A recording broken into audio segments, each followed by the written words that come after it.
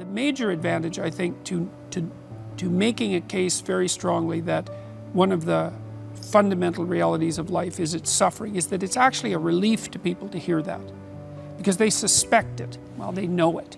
But no one's forthright about it. It's like, yeah, life is suffering. Okay, fine. So where does that leave us? Well, here's where it leaves us. It turns out that even though life is suffering, if you're sufficiently courageous and forthright and honest, let's say, in your approach, and you don't shy away, what you'll find is that there's something within you that will respond to the challenge of suffering with the development of ability that will transcend the suffering. So the pessimism is, yeah, well, life is rife with problems at every level. But the upside is, if you turn and confront that voluntarily, that you'll find something in yourself that can develop and master that. And so the optimism is nested in the pessimism. And that's extremely helpful to people, especially people who are struggling, because they think, oh my God, life is so difficult. I don't know if I can stand this. There must be something wrong with me. Does anybody else feel this way? And you can say, yes, everyone feels that way at some time. But that's, and it is as bad as you think, but you're more than you think you are. You're more than you think you are. And what I really like about this too is it's very much in keeping with the clinical data. So for example, what you do as a clinician, as a clinical psychologist, as a psychiatrist, as any mental health professional who's well trained, is if people are afraid of something that's standing in their way as an obstacle, like maybe you're trying to develop your career and you're afraid of public speaking. Well, I could try to calm you down about your fear and protect you from the challenge that would be associated with public speaking. You say, well, you never have to do that. Or I could say, no, look, you have to learn to present yourself more effectively in public if you're going to develop your career. And you're afraid of it.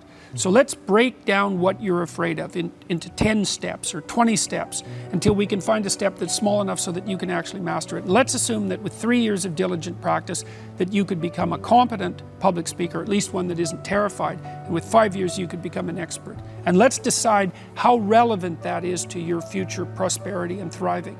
And then let's assume that if you break it down properly and take it on step by step in this incremental way that we discussed, that you'll actually master every single bit of it. And the thing that's cool about that is all the clinical evidence shows it works. And not only that, that's actually how you learn in life.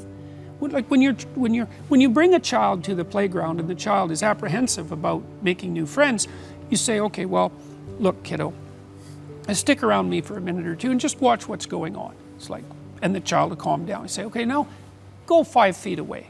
Just go out there a little bit and just see how it goes. And stay out there as long as you can. And if you need to come back for a hug, then no problem. It's like, so then the child can go out 10 feet. And they come back. You say, okay, well now, maybe just go over there and watch those kids. And the child will go out and then come back. And so that's it. It's the child's going out to where they're afraid, seeing that they can master it, and then coming back. Is exactly why I think that what I'm talking about is falling on receptive ears, is because you actually cannot have a prolonged discussion of rights without having an equally prolonged discussion of responsibilities, for a variety of reasons. First of all, the actual reason that you have rights is so that you can discharge your responsibilities. It's not the other way around. It's like you're granted rights by everyone around you, or no, it's not granted exactly.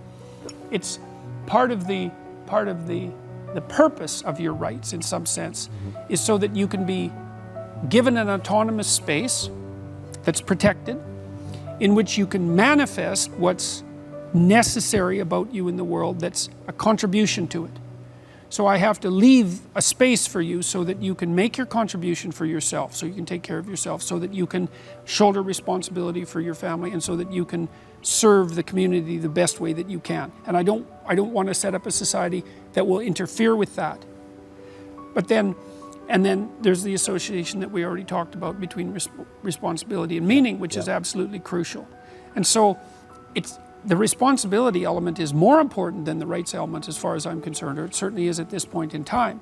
So and people know this. They instinctively know it. And yet, the role of the victim seems, which is a painful role to have, because something bad happened to you to be a victim. But it's something that society struggles with. So what about people who feel like they're a victim? They're right. They're victimizers too. Like everybody is a strange mixture of victim and victimizer. Lots of terrible things happen to people that aren't justifiable in some sense.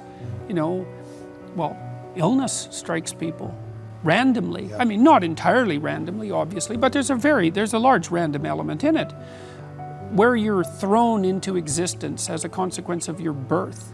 That's the existentialists, especially in the 1950s, talked about that all the time. They talked about it as thrownness, that you're sort of thrown into reality with your particular set of predispositions and weaknesses. And then there's going to be times in your life where things twist in a manner that's unfair to you, that you're not getting your just desserts.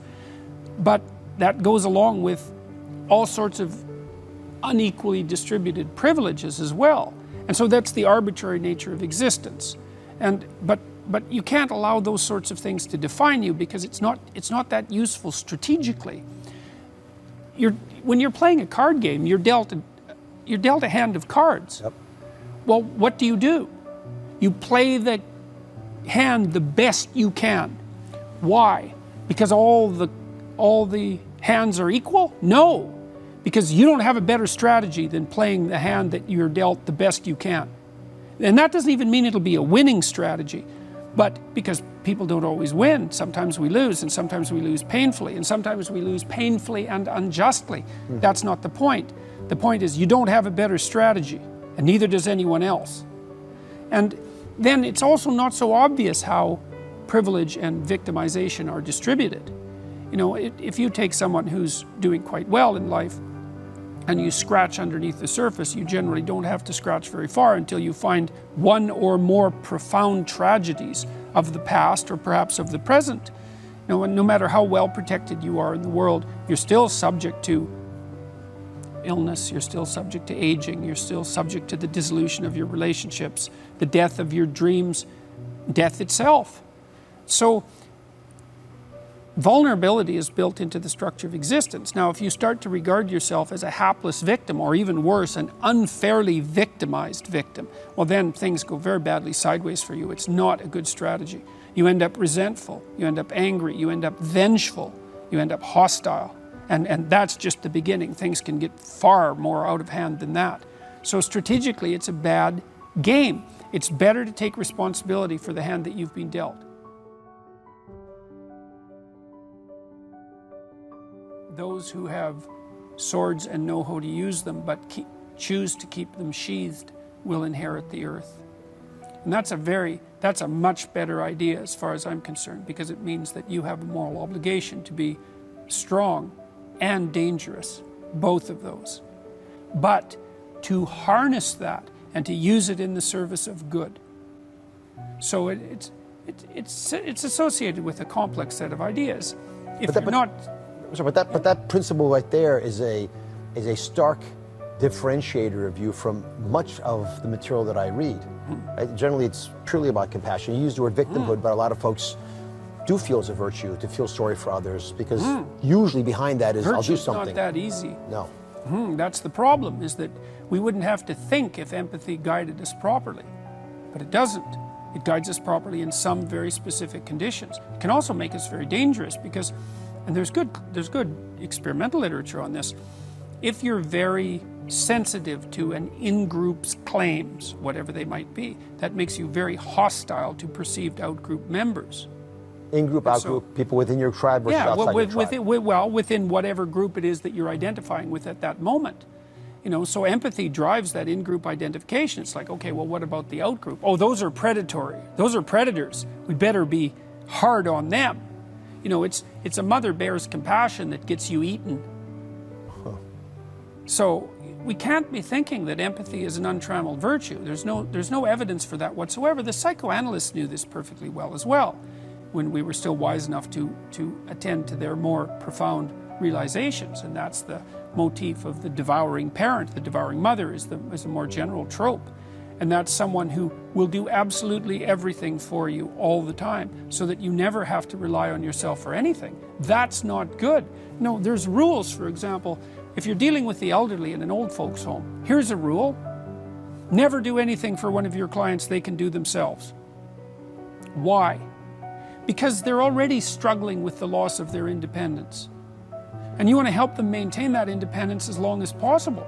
And that might mean sitting by while someone struggles to do up their buttons, for example. When you can, and this is the same if you're maybe helping your 3-year-old dress themselves. It's like, yeah, you can put on the buttons a lot faster. Let me help you with that. It's like, no, you struggle with that. You master it. And I'll keep my empathy to myself. Thank you very much, so that I can help you maintain your independence.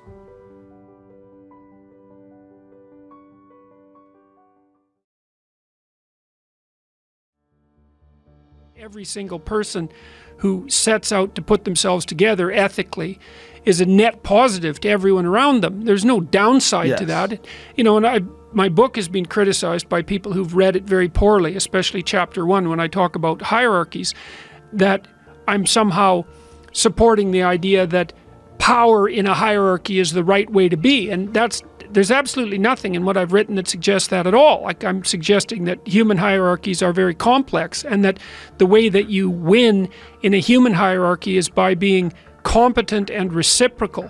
And so, I mean, for example, even if you're selfish, let's say, you got to think very carefully about what that would mean if you were selfish and awake, because you have to work to take care of yourself and what you want, say, in this moment.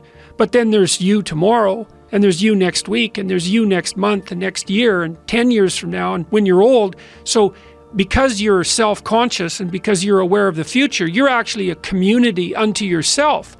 And if you're selfish and impulsive, all that means is that you're serving the person you are right now, you know, in that impulsive way, but not the person you're going to be.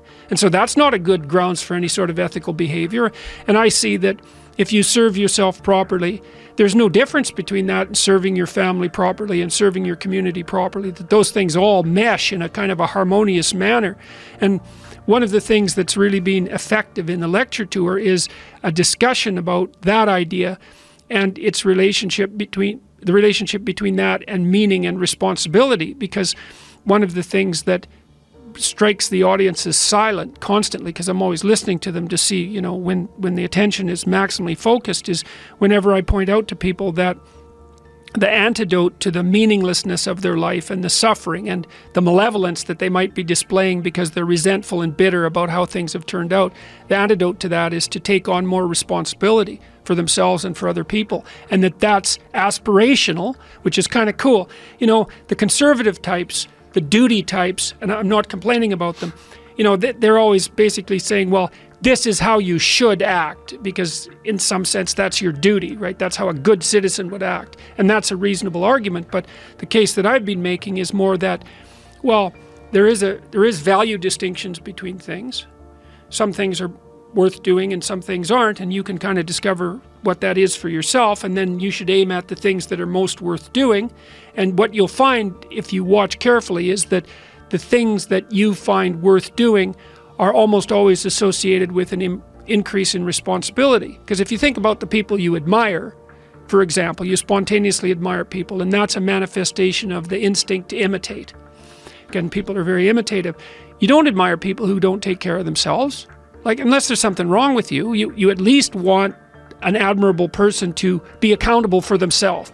And then if they've got something left over so they can be accountable for their family, well, then that's a net plus, obviously. That's someone you think is solid. And then maybe they take care of some more people. They have a business, or they're involved in the community in some positive way. You see, well, that's a person whose pattern of being is worth imitating.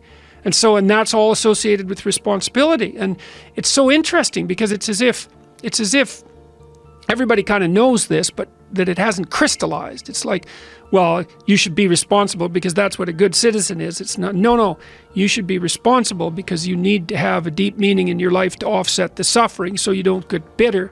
And the way you do that is to bear a heavy load, you know, to get yourself in check for you now and for you in the future, and then to do the same for your family and your community, and that there's real nobility in that, and there's real meaning. And more, the other thing that I've been suggesting to people, and I also believe this, is that, and I think that the guys that have come to talk to me, especially the ones that have had real rough lives, they really understand this.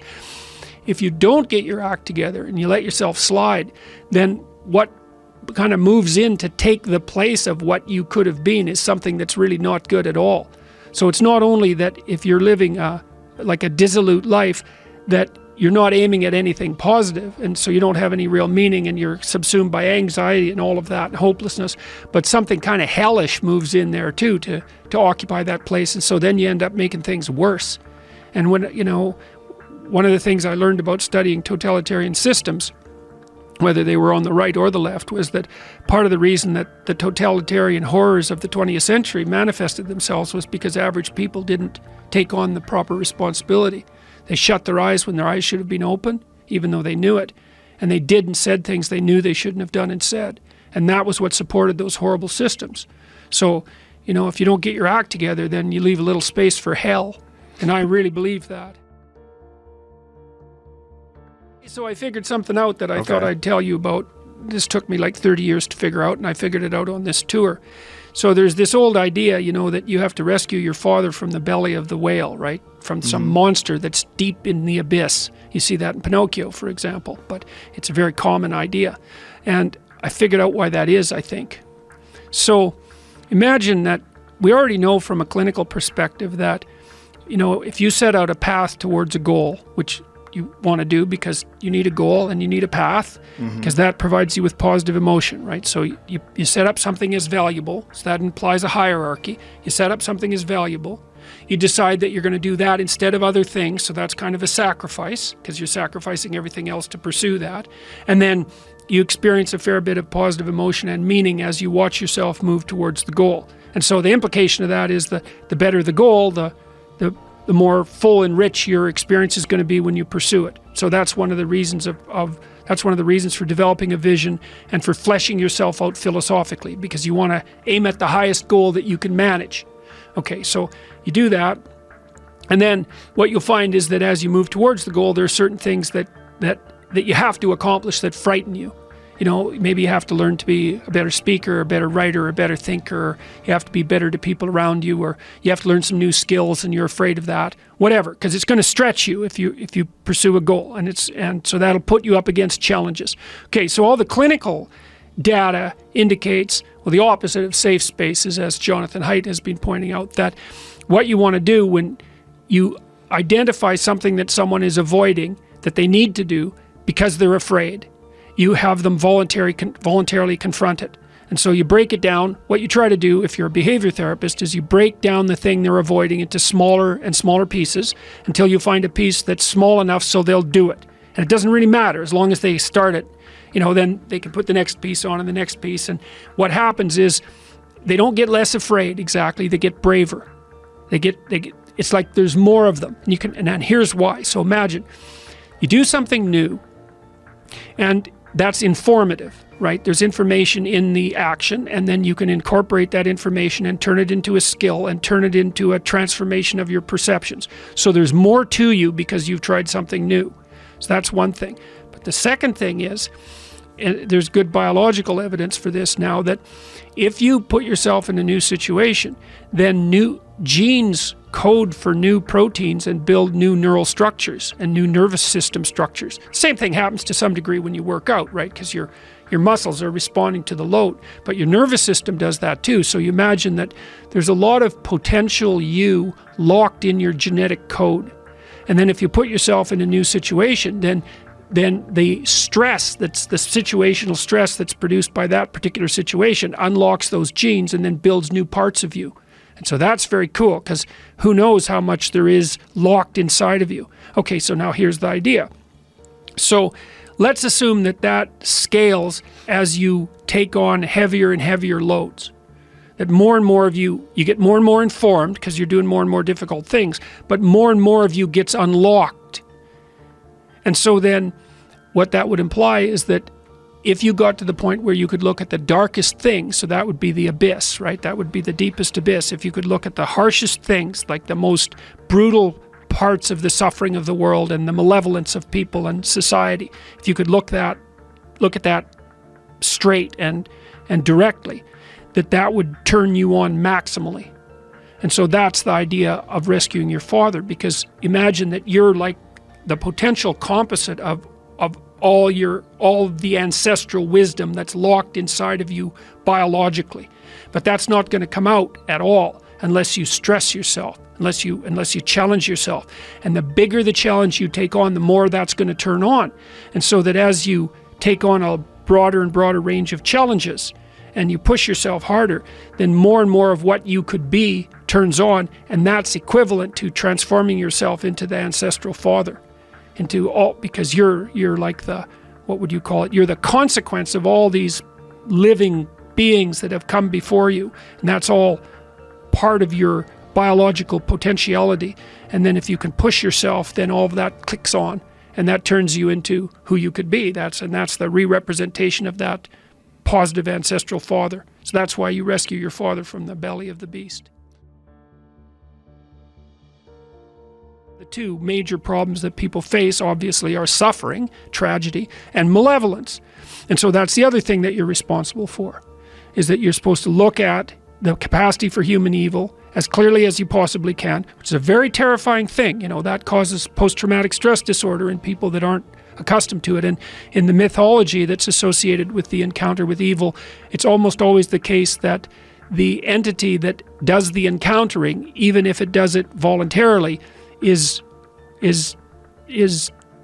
hurt by it. So the Egyptian god Horus, for example, who's the eye and the falcon, the thing that can see and pay attention, when he encounters his evil uncle Seth, who's the precursor of Satan, he loses an eye, because it's no joke to encounter malevolence. It can really shake you.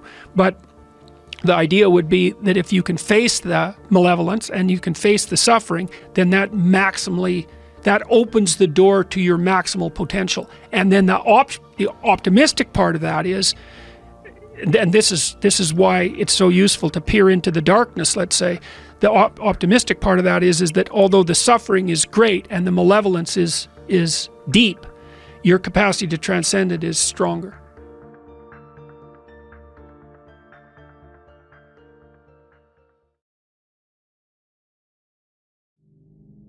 Another thing I've often asked my undergraduate classes is, there's this idea that people have a conscience. And you know what the conscience is. It's this feeling or voice you have in your head just before you do something that you know is stupid, telling you that probably you shouldn't do that stupid thing. You don't have to listen to it, strangely enough.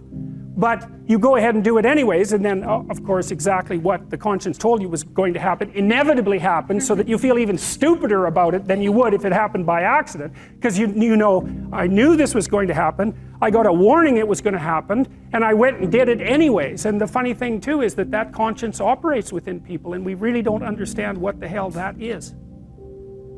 So you might say, well, what would happen if you abided by your conscience for 5 years or for 10 years? What sort of position might you be in? What sort of family might you have? What sort of relationship might you be able to forge? And you can be bloody sure that a relationship that's forged on the basis of who you actually are is going to be a lot stronger and more welcome than one that's forged on the basis of who you aren't. Now, of course, that means that the person you're with has to deal with the full force of you in all your ability and your catastrophe, and that's a very, very difficult thing to negotiate. But if you do negotiate it, well, at least you have something, you have somewhere solid to stand, and you have somewhere to live, you have a real life. And it's a great basis upon which to bring children into the world, for example, because you can have an actual relationship with them instead of torturing them half to death, which is what happens in a tremendously large minority of cases. Well, it's more than that too, because, and this is what I'll close with, and this is why I wanted to introduce Solzhenitsyn's writings to you. You see, because it isn't merely that your fate depends on whether or not you get your act together and to what degree you decide that you're going to live out your own genuine being. It isn't only your fate, it's the fate of everyone that you're networked with. And so, you think, well, there's 7 billion people in the world. We're going to peak at about 9 billion, by the way, and then it'll decline rapidly, but 7 billion people in the world, and who are you? You're just one little dust mote among that 7 billion, and so it really doesn't matter what you do or don't do, but that's simply not the case. It's the wrong model, because you're at the center of a network. You're a node in a network. Of course, that's even more true now that we have social media. You'll know 1,000 people, at least, over the course of your life. And they'll know 1,000 people each, and that puts you one person away from 1 million, and 2 persons away from 1 billion. And so that's how you're connected. And the things you do, they're like dropping a stone in a pond. The ripples move outward and they affect things in ways that you can't fully comprehend. And it means that the things that you do and that you don't do are far more important than you think.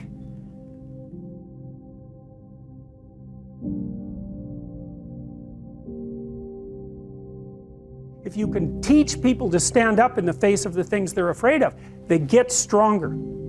And you don't know what the upper limits to that are, because you might ask yourself, like, if for 10 years, if you didn't avoid doing what you knew you needed to do, by your own definitions, right, within the value structure that you've created to the degree that you've done that, what would you be like? Well, you know, there are remarkable people who come into the world from time to time, and there are people who do find out over decades-long periods what they could be like if they were who they were, if they spoke their being forward. And they get stronger and stronger and stronger, and we don't know the limits to that. We do not know the limits to that. And so you could say, well, in part, perhaps the reason that you're suffering unbearably can be left at your feet, because you're not everything you could be, and you know it. And of course, that's a terrible thing to admit, and it's a terrible thing to consider, but there's real promise in it, right? Because it means that perhaps there's another way that you could look at the world, and another way that you could act in the world, so what it would reflect back to you would be much better than what it reflects back to you now. And then the second part of that is, well, imagine that many people did that, because we've done a lot as human beings. We've done a lot of remarkable things, and I've told you already, I think before, that today, for example, about 250,000 people will be lifted out of abject poverty, and about 300,000 people attached to the electrical power grid. We're lifting people out of poverty collectively at a faster rate that's ever occurred in the history of humankind by a huge margin. And that's been going on unbelievably quickly since the year 2000. The UN had planned to have poverty between 2000 and 2015, and it was accomplished by 2013. So there's inequality developing in many places, and you hear lots of political agitation about that. But overall, the tide is lifting everyone up, and that's a great thing. And we have no idea how fast we could multiply that if people got their act together and really aimed at it. Because, you know, my experience is with people that we're probably running at about 51% of our capacity. I mean, you can think about this yourselves. I often ask undergraduates how many hours a day you waste, or how many hours a week you waste. And the classic answer is something like 4 to 6 hours a day. You know, inefficient studying, watching things on YouTube that not only do you not want to watch, that you don't even care about, that make you feel horrible about watching after you're done. That's probably 4 hours right there. You know, you think, well, that's 25 hours a week, it's 100 hours a month, that's 2.5 full work weeks, it's half a year of work weeks per year. And if your time is worth $20 an hour, which is a radical underestimate, it's probably more like 50 if you think about it in terms of deferred wages. If you're wasting 20 hours a week, you're wasting $50,000 a year. And you are doing that right now. And it's because you're young, wasting $50,000 a year is a way bigger catastrophe than it would be for me to waste it, because I'm not going to last nearly as long. And so if your life isn't everything it could be, you could ask yourself, well, what would happen if you just stopped wasting the opportunities that are in front of you? You'd be who knows how much more efficient, 10 times more efficient, 20 times more efficient. That's the Pareto distribution. You have no idea how efficient people get. It's off the charts. Well, and if we all got our act together collectively and stopped making things worse, because that's another thing people do all the time, not only do they not do what they should to make things better, they actively attempt to make things worse because they're spiteful or resentful or arrogant or deceitful or homicidal or genocidal, or all of those things all bundled together in an absolutely pathological package. If people stopped really, really trying just to make things worse, we have no idea how much better they would get just because of that. So there's this weird dynamic that's part of the existential system of ideas between human vulnerability, social judgment, both of which are major causes of suffering, and the failure of individuals to adopt the responsibility that they know they should adopt.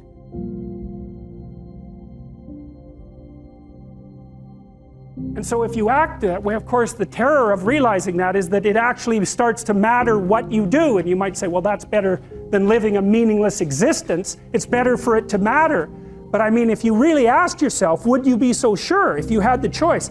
I can live with no responsibility whatsoever. The price I pay is that nothing matters. Or I can reverse it and everything matters. But I have to take the responsibility that's associated with that. It's not so obvious to me that people would take the meaningful path. You know, when you say, well, nihilists suffer dreadfully because there's no meaning in their life and they still suffer. Yeah, but the advantage is they have no responsibility.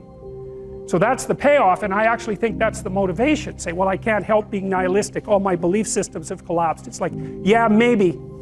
Maybe you've just allowed them to collapse because it's a hell of a lot easier than acting them out. And the price you pay is some meaningless suffering, but you can always whine about that and people will feel sorry for you, and you have the option of taking the pathway of the martyr, so that's a pretty good deal, all things considered.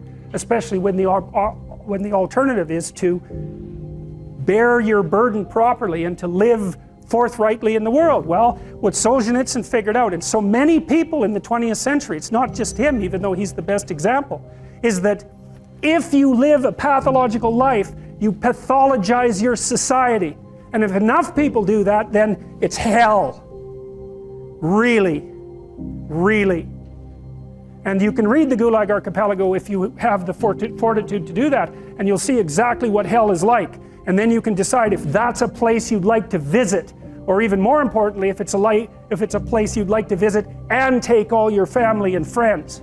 Because that's what happened in the 20th century.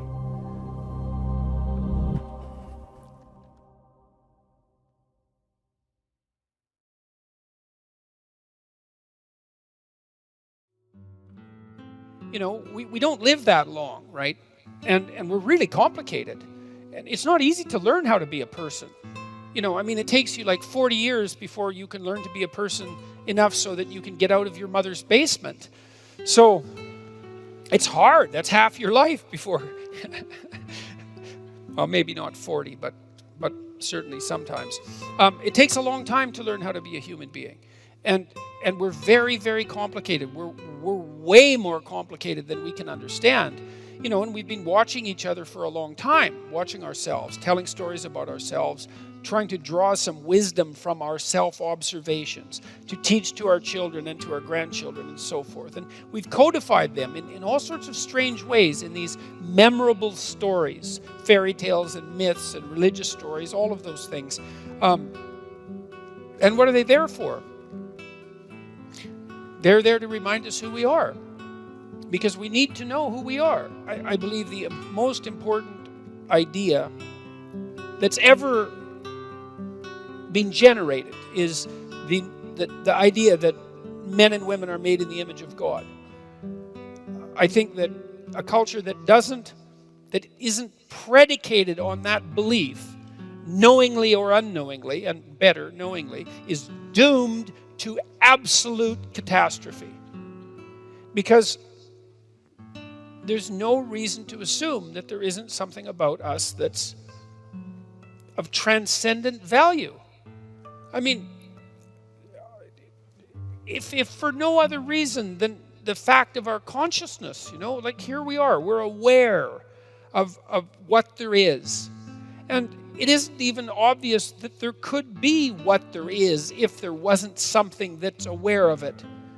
And so our very awareness plays an integral role in the fact of being itself. You know, and metaphysics aside, it's hard to see that anything could be more vital than that, more important than that. And then it isn't only that we apprehend reality, you know, and therefore give it shape merely by our perceptions. It's also clearly the case that we partake in its shaping. And we call ourselves on that. You know that you feel guilty and ashamed when you're not doing what you could be doing, when you're not living up to your potential, when you're not making the most of what's offered to you. You understand at a very deep level that you're breaking. There's no other way of saying it. You're breaking a divine commandment.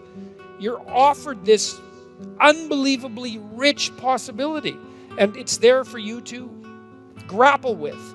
And you say, well, I don't believe in such things, that in the divinity of humanity, or in divinity itself, or in the divine for that matter. But you can't fool yourself with that kind of argumentation. It doesn't stop you from feeling guilty and ashamed and worthless and disappointed and frustrated and angry and vengeful at the fact that you're wasting your life and you're noticing it, and that you're making yourself much less than you could be, and that you're making things around you worse for everyone else. And like, perhaps there's a psychopath or two in the audience who just doesn't give a damn and who is focused only on instantaneous gratification for their most primordial impulses this moment, right? But it's not a sustainable mode of being, and it's very rare.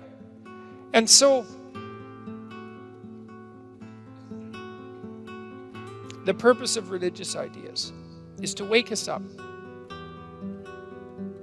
It's to remind us who we are, right? It's to remind us that we're imbued with a spirit that can be best described in some sense as immortal.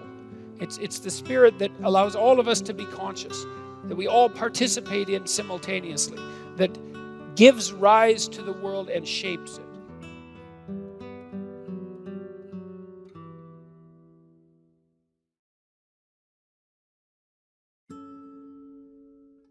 In order to have any positive meaning in your life, you have to have identified a goal, and you have to be working towards it. And there is a technical reason for that. And the technical reason, as far as I can tell, is that the circuitry that produces the kind of positive emotion that people really like is only activated when you notice that when you're proceeding towards a goal that you value. And so that means that if you don't have a goal that you value, you can't have any positive emotion. So technically that's the incentive reward system, and the underlying circuitry is dopaminergic, and when that circuitry is activated, then it's part of the exploratory circuit. It gives you the sense of being actively engaged in something worthwhile. And that's, you tend to think of positive emotion as something produced by reward, but there's two kinds of positive emotion. One is the reward that's associated with satiation, and that's consummatory reward, and that's the reward you get when you're hungry and you eat. But the thing about eating when you're hungry is that it destroys the framework within which you were operating, right? It's time to eat. Well, you eat, and then that framework's no longer relevant. So the consummatory reward eliminates the value framework, and then you're stuck with, well, what are you going to do next? And so the consummatory reward has with it its own problems, but the incentive reward is constantly what keeps you moving forward. And incentive reward, because it's dopaminergic, also is analgesic, literally analgesic. So if you're in pain, you take opiates, and that will cut the pain, but so will psychomotor stimulants like cocaine or amphetamines. And so it's literally the case that if you're engaged in something that's engaging and you're working towards a goal, that you're going to feel less pain. And you can see this happening with athletes who, they'll break their thumb or something, or maybe sometimes even their ankle, and they'll keep playing the game. Of course, afterwards they're suffering like mad, but the fact that they're so filled with goal-directed enthusiasm means that, well, the pain systems are in some sense shut off. So that's an interesting thing, because what it suggests, then you could imagine, I might say, well, how happy are you that you've made a certain amount of progress? And if you think about it, what you'd say is, well, it depends on how much progress and in relationship to what. So hypothetically, you're going to be happier if you've made quite a bit of progress towards a really important goal. And then you have to think through what it means for a goal to be really important, because that's not obvious. Now, you could say, you're in this class and you're listening to some information, and maybe there's two reasons for that. You might find the information interesting per se, but let's forget about that for a minute. You need to listen to the information so that you can do well on the assignments, so that you can do well in the class. You need to do well in your classes so that you can finish up your degree. You need to finish up your degree so that you can find your place in the world. You need to do that so that you're financially stable, and maybe you can start a family and have a life, and that's all part of being a good person, something like that. And so that's a hierarchy of goals, and you might say that being a good person would be the thing, however vaguely thought through, that's at the top of that hierarchy. And then when you're doing things that serve that ultimate purpose, then you're going to find those more meaningful, and that meaning is actually produced as a consequence of the engagement of this exploratory circuit that's nested right down in your hypothalamus. It's really, really old. It's as old as thirst, and it's as old as hunger. It's really an old system. And so you want to have that thing activated.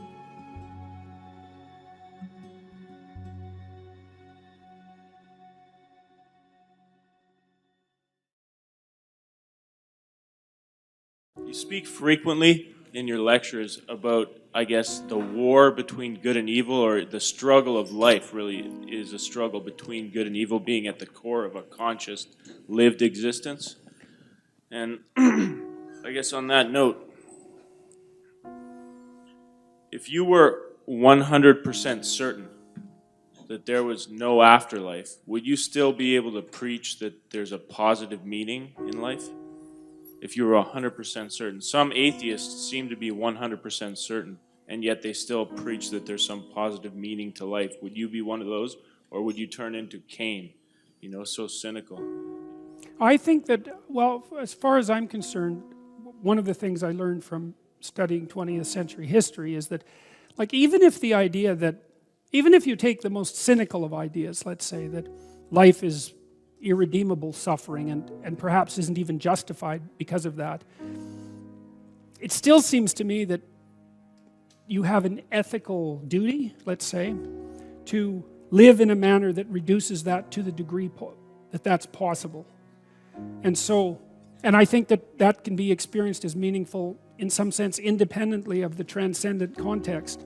Now, I don't exactly know how to strip off the transcendent context, because one of the things I would say that's happened to me is, because I've spent so much time looking at the horrible things that people have done, is that it's like Jung said that this is one of his famous quotes. He said, "No tree can reach up to heaven unless its roots reach down to hell."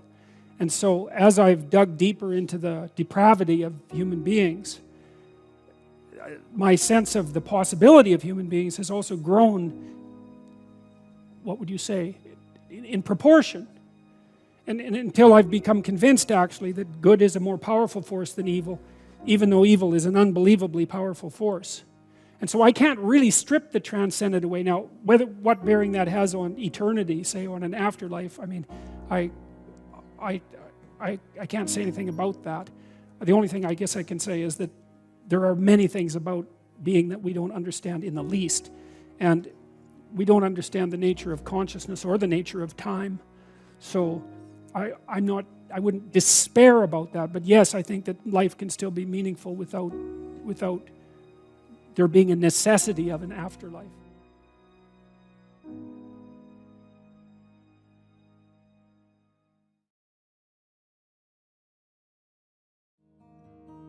So I might say, well, why are you going to university? Or I might say, what are you doing right now? And then the answer would be, well, I'm sitting in class. And then the question would be, well, why are you sitting in class? And the answer to that would be, well, because I want to take this course. And why? Well, it's because I want to get my degree. So why? Well, because I want to be prepared for a career and a productive and high quality life when I get out.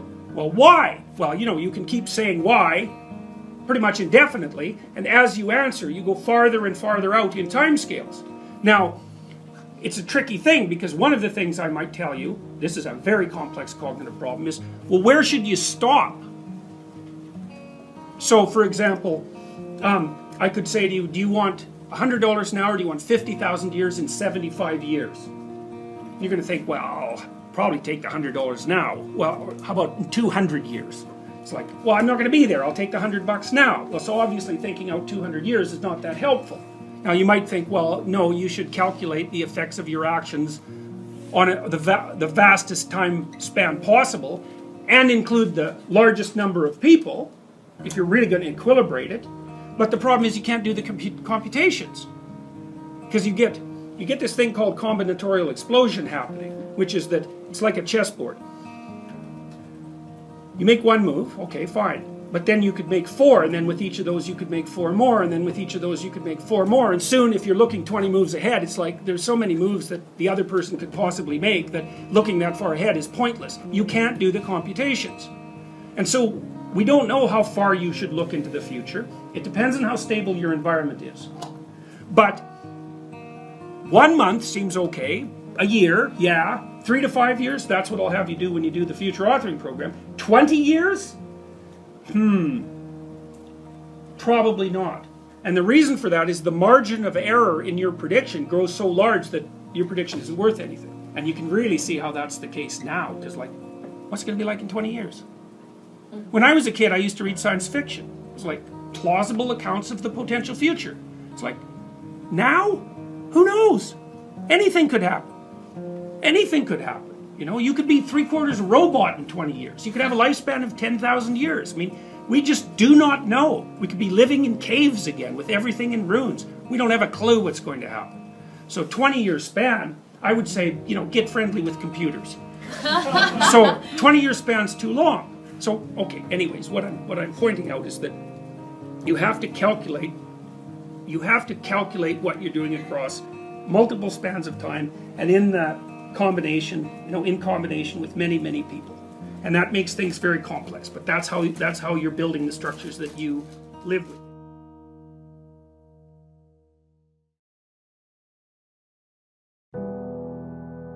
There's this thing that exists, this multi-headed snake, and it's got this infinity problem. It's everywhere. That's that little circle down there. And the problem is, well, what do you do with it? You cut off one head, 7 more grow. That's the eternal problem of life. And the problem is, there is the category of problems in life, and it ain't going anywhere. And so the question is, can you deal with the whole category at the same time? That's the thing. That's how to be in the world, is to deal with that category all at the same time. And so how did human beings, what did they come up with as a solution? And that's so cool too, because the solution they come up with not only was the heroism that allows you to approach what you're terrified by and what you find offensive and to learn from it, but also the idea of sacrifice, and that was played out by cultures everywhere, including human sacrifice. And you think, what the hell was up with those crazy bastards so long ago? They were sacrificing to gods all the time. What kind of clueless behavior was that? Burn something and please God. Burn something valuable and please God. It's like, what was with them? What were they thinking? Well, they weren't stupid, those people. If they were stupid, we wouldn't be here. They were not stupid, and believe me, they lived under a lot harsher conditions than we do. So those were some tough people, man. You know, back then you'd last about 15 minutes, and so you don't want to be thinking of your ancestors as stupid. Like, there's no real evidence that we're much different cognitively than we were 150,000 years ago. So anyways, sacrifice, what does that mean, sacrifice? Well, it's a discovery, man. It's the discovery of the future. It's like the future is actually the place where there is threat, and it's always going to be there. So what do? You make sacrifices in the present so that the future is better. Right. Everyone does that. That's what you're doing right now. That's what you're doing here. That's what your parents are doing when they pay money to send you to university. They think, you can bargain with reality. It's amazing. You can bargain with reality. You can forestall gratification now, and it'll pay off at a place and time that doesn't even exist yet. It's like, who would have believed that? It's like, that's a miracle that occurs. And it's not like people just figured that out overnight. You know, we were chimps, for Christ's sake. Like, how are we going to come up with an idea like that? Well, it's like, well, we thought about it for 7 million years. And, you know, we got to the point where we could kind of act it out. But we didn't know what we were doing. But it emerged as like a dream. So the terror of the future is a dream.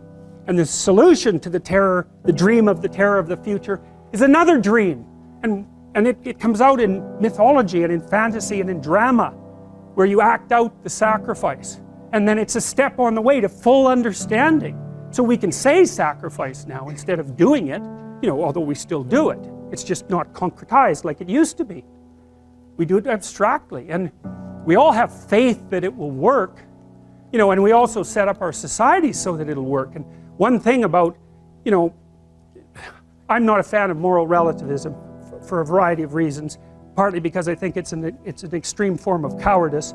But anyways, apart from that, no. There's minimal ways that you can set up a society that will work. And so one of them is that the society has to be set up so that your sacrifices will pay off, or you won't work, and then the society will die. And so it has to make promises. People have to make promises to one another. And that's what money is. Money is a promise that your sacrifice will pay off in the future. That's what money is. And so if the society is stable, you can store up your work right now, you can sacrifice your impulses and you can work and you can store up credit for the future, and then you can make the future a better place. But society has to be stable enough to allow for that. Hyperinflation will do you in.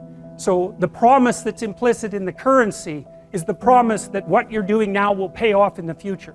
And if people don't have that promise, then, well, we know what they do. Because in gangs, for example, in say gangs in North America, the time horizon of the gang members shrinks rapidly because they don't really expect to be alive much past 21. And so they get really impulsive and violent, and like, why the hell not? That's what you do when the future doesn't matter, when it's not real. You default back to living in the moment, and you take what you can get right now. And no wonder, because you don't know if you're going to be around in a year. And you get whatever you can while you can bloody well get it. And that's like anarchy, that state. And so you don't want to live in, some people like to live in that state because they're really wired for that, you know. And so they're much more comfortable in those conditions. They're kind of like warrior types, I would say, in some sense. But, you know, for most people, that's just, well, that stress will just do you in, you know, the stress of a life like that.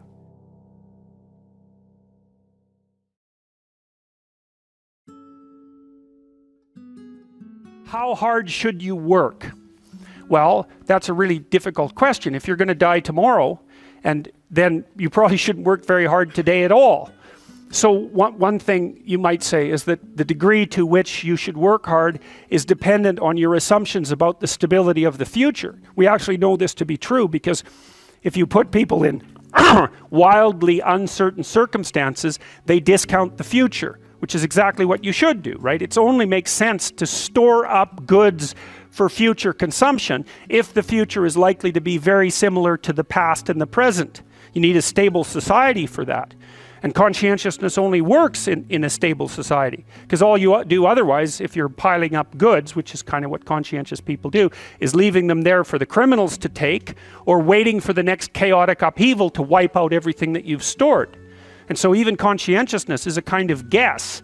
Hard-working people say, well, you know, sacrifice the present for the future. That's great, as long as the future is going to be there and you can predict it. But if it's not going to be there and it's unpredictable, then the right response is take what you can take right now while the getting's good. Now, you know, obviously there are troubles with that too, and I'm speaking, you know, I'm offering rough rules of thumb, but I'm trying to provide you with some indication of how and why these difference in value structures exist, because they're applicable in different environments. You know, sometimes in a dangerous social environment, it's not obvious that being an extroverted person is a good idea, because extroverted people, they stand out, especially if they're extroverted and creative, right? Because not only are they noisy and dominant and assertive, they're also colorful and flamboyant and provocative.